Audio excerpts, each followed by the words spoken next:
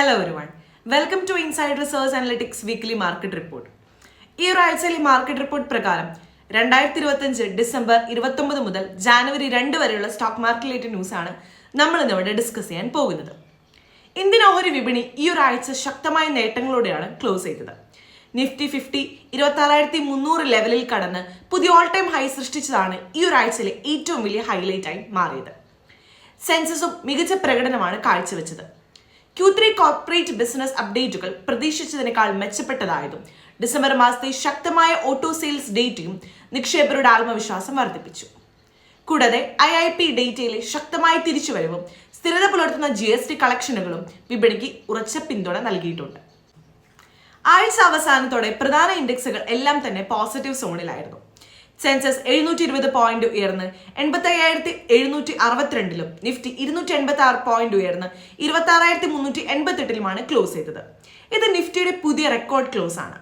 Mid cap index 0.97% ഉയർന്നപ്പോൾ small cap 0.79% നേട്ടം രേഖപ്പെടുത്തി. ഇത് വിപണിയിലെ റാലി വെറും ഓഹരികളിൽ മാത്രം ചുരുക്കാതെ ബോർഡർ മാർക്കറ്റിലേക്കും വ്യാപിക്കുന്നതിന്റെ വ്യക്തമായ സൂചനയായിട്ട് നമുക്ക് വിലയിരുത്താവുന്നതാണ്. ആഴ്ചയുടെ തുടക്കം കുറച്ച് ജാഗ്രതയോടെയാണ് സ്റ്റാർട്ട് ചെയ്തത്.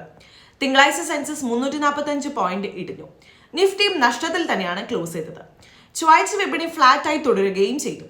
എന്നാൽ ബുധനാഴ്ച മുതൽ മൊമെന്റം മാറി. സെൻസസ് 545 പോയിന്റ് ഉയർന്നതോടെ വിപണിയിൽ ശക്തമായ തിരിച്ചുവരവ് ഉണ്ടായിട്ടുണ്ട്. വ്യാഴാഴ്ച ഇൻഡെക്സസ് ചെറുതായിട്ടെങ്കിലും മാറിയിട്ടുണ്ട്.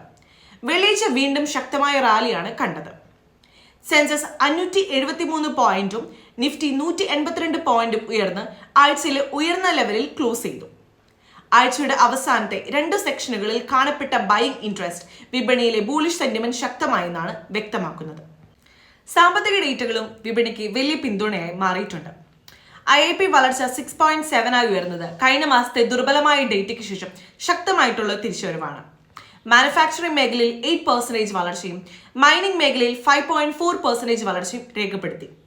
GST വരുമാനം ഡിസംബറിൽ 1.74 ലക്ഷം കോടി ഉയർന്നതോടെ സർക്കാരിന്റെ വരുമാന നില മെച്ചപ്പെട്ടതായി കാണാം. ഇമ്പോർട്ട് ബേസ്ഡ് GST വളർച്ച ശക്തമായിരുന്നുവെങ്കിലും മൊത്തത്തിൽ സമ്പദ് വ്യവസ്ഥ സ്ഥിരതയോടെ മുന്നേറുന്നുവെന്നാണ് ഇത് സൂചിപ്പിക്കുന്നത്.